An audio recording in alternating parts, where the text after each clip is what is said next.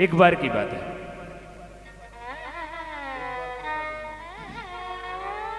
एक बार की बात है, भगवान भूत भावन भोलेनाथ अपनी अर्धांगिनी सती के साथ भगवान की कथा सुनने गए।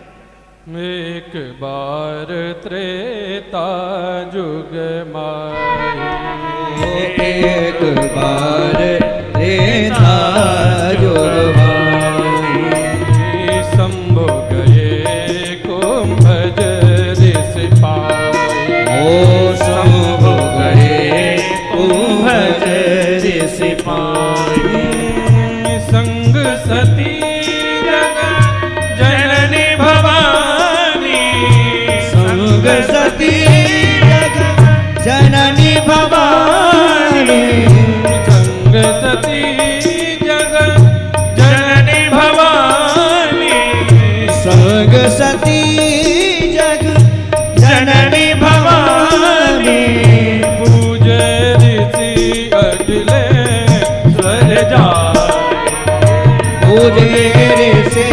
अखिलेश्वर जाए, पूजे ऋषि अखिलेश्वर जाए,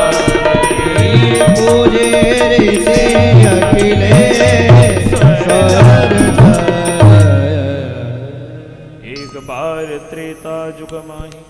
कहते त्रेता युग की बात है, भगवान शंकर अपनी पत्नी सती को लेकर के भगवान की कथा सुनने के लिए चले। सोचो सोचो जरा कि भगवान शंकर को भी कथा सुननी है तो उनको भी ऊपर से नीचे आना पड़ता है। भगवान शंकर कहाँ रहते हैं? कैलाश में रहते हैं। और भगवान शंकर जब कथा सुनने के लिए आए तो कहाँ आए? दंडकारण्य में। इसका अर्थ है जब कथा सुनना है ना तो हमें नीचे आना पड़ेगा, अपने आप से नीचे आना पड़ेगा। भगवान शंकर तो कैलाश में रहते हैं पर कुछ मनुष्य अभिमान में रहते हैं कि हम कथा सुने, हम जाकर के कथा सुने। ना ना, भगवान शंकर चले हैं। किनके साथ चले? गोस्वामी जी की जब लेखनी चलने लगी तो वो लिखती है। गोस्वामी जी कहते हैं संग सती जग जननी भवानी। जो भगवान शंकर के साथ देवी जा रही हैं वो कोई सामान्य नारी नहीं है। संग सती जग जननी भवानी, वो जगत की अम्बा है, जगत की मां है, वो कथा सुनने के लिए जा रही है। अब जब वहां पहुंचे तो कथा में होता क्या है? श्रोता जो होता है वक्ता का पूजन करता है, लेकिन यहां उल्टी घटना घट गई। घटना यहां जरा उल्टी घट गई। हुआ क्या? जो वक्ता था वही श्रोता की पूजा करने लगा। वो उनको सामान्य व्यक्ति समझ के नहीं, अपना यजमान समझ के नहीं, पूजहि ऋषि अखिलेश्वर जाए। उनको अखिलेश्वर परमात्मा समझ करके महर्षि कुंभज, महर्षि अगस्त पूजा करने लगे। अब क्या होता है, कई बार क्या होता है, घटना एक घटती है लेकिन उसका जो असर है वो सब पे अलग अलग पड़ता है।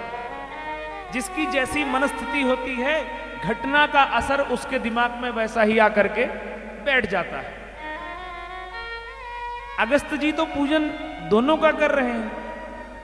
भगवान शंकर मन ही मन में सोच रहे हैं कि देखो तो सही, हम इनसे कथा सुनने के लिए आए हैं फिर भी ये हमारा पूजन कर रहे हैं। और सती के मन में क्या आ गया?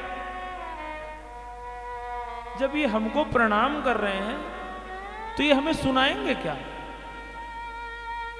ये हमारा अभिवादन कर रहे हैं तो इसका अर्थ इनके पास कुछ है नहीं। अब पूजन के बाद हुआ क्या? कथा शुरू हो गई। अभी पूजा के बाद कथा सुनते हैं ना, पूजा के बाद कथा सुनी हो गई।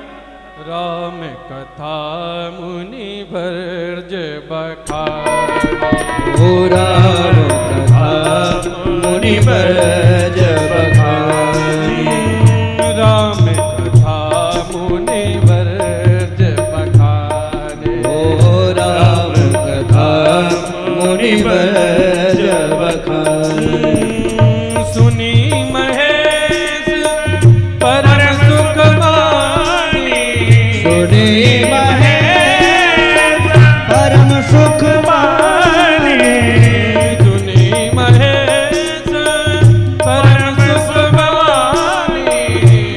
सुनी महेश परम सुख माने राम कथा मुनिवर बखाने राम कथा मुनिवर बखाने। आए थे दोनों सुनने के लिए, भगवान शंकर भी सुनने के लिए आए हैं और माता सती भी सुनने के लिए आई हैं। दोनों सामने बैठ करके कथा सुन रहे हैं, लेकिन गोस्वामी जी लिखते हैं कथा दोनों नहीं सुन रहे हैं, कथा में बैठे हैं पर कथा दोनों में नहीं बैठ रही है।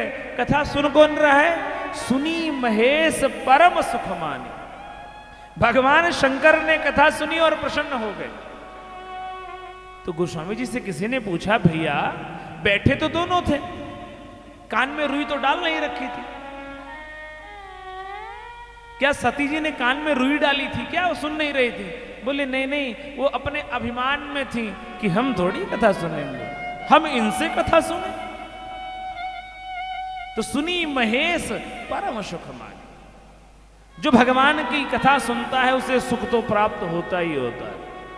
किशोरी जी अशोक वाटिका में बैठी हैं, किशोरी जी अशोक वाटिका में बैठी हैं, सशोक बैठी हुई हैं, बैठी अशोक वाटिका में, लेकिन शोक में बैठी हुई हैं।